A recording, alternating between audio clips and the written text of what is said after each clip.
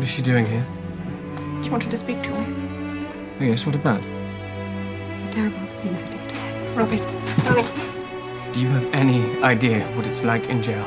Of course you don't. Tell me, did it give you pleasure to think of me inside? No. But you did nothing about it?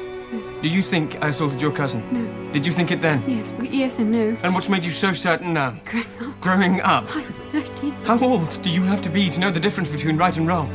What are you, 18?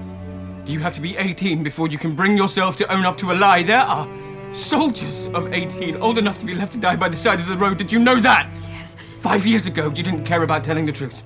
You, all your family, you just assumed that for all my education, I was still little better than a servant, still not to be trusted. Thanks to you, they were able to close ranks and throw me to... What? Look at me!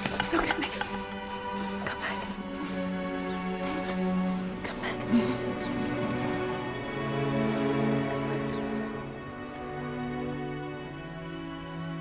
I'm very, very sorry for the terrible distress that I've caused. I'm very, very sorry. Just do as we've asked of you. Write it all down, just the truth, no rhymes, no embellishments, no adjectives.